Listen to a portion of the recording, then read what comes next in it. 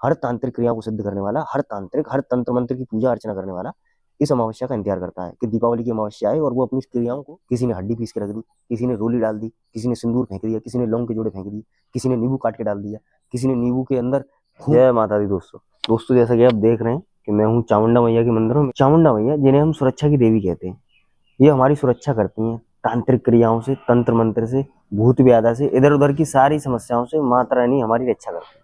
अगर हमारी आस्था है तो, विश्वास है तो, अगर विश्वास नहीं तो कोई भी किसी का कुछ नहीं करता।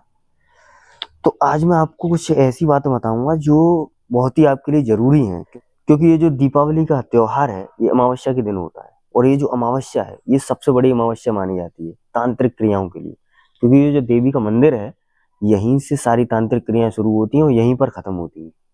अगर आप कुछ गलत कर रहे हैं तो ये माँ होने नहीं देती। जैसा कि आप जानते हैं कि दीपावली का त्योहार है, और दीपावली का त्योहार कार्तिक मास की अमावस्या को मनाया जाता है।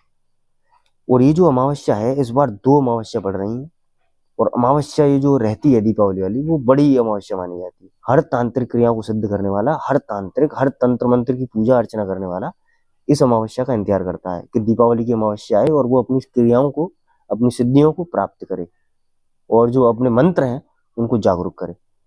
क्योंकि ये जो रात रहती है अमावस्या की, इस रात तमाम तांत्रिक क्रियाएं, तमाम नकारात्मक और तमाम सकारात्मक शक्तियां ऊर्जान्वित रहती हैं।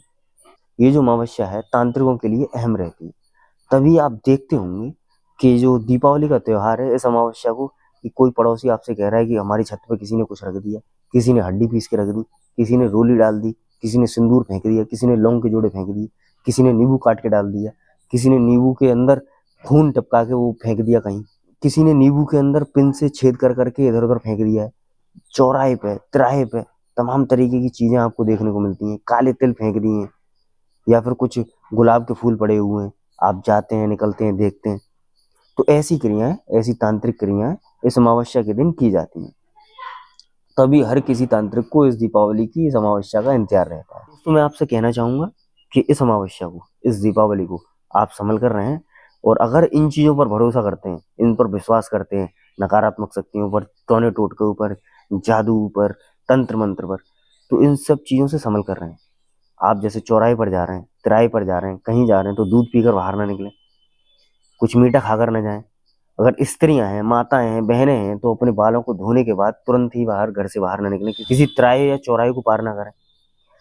अगर आप देख रहे हैं कि कहीं सिंदूर पड़ा है या नींबू पड़ा है या कहीं हरी मिर्च पड़ी है, तो उनको अपने पैर से ना कुचलें। नादानी में भी इन चीजों पर कभी पैर ना रखें या फिर इनको लांघें ना, क्योंकि आप देखते हैं कि हमारी चाहकर और ना चाहकर भी इन नकारात्मक शक्तियों से भेंट हो जाती है अगर हम ऐसा कुछ करते हैं।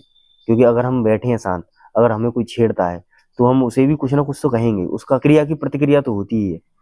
तो ऐसा सब कुछ करने के बाद अगर हम चौराहे या तिराहे पर अगर हम जाते हैं या इन चीजों को लांघते हैं, इन पर पैर रखते हैं, तो उसके दुष्परिणाम शायद हमें भी भोगने को मिल सकते हैं। तो इसलिए मैं चाहूंगा आपसे कि आप सभी सचेत रहें, जागरूक रहें ऐसी क्रियाओं से। और इस दिन दीपावली की जो अमावस्या रहती है, इस अमावस्या को, इस रात को थोड़ा सा सजग रहें। आस पड़ोस में या सड़क पे या फिर तिराहे पर या चौराहे पर अगर आप जाते हैं तो सावधानी पूर्वक जाएं, आराम से जाएं। और मैं उम्मीद करूंगा कि आपको मेरी बातें अच्छी लगी। इसी तरह मेरे साथ बने रहें, और ये जो उपाय हैं मेरे से जानते रहें। ऐसे ही मेरे साथ मंदिरों के और साधु संतों के दर्शन करते रहें, उनके माध्यम से जो आपकी समस्याओं के समाधान रहते हैं वो भी मेरे से जानते रहें। जय माता दी।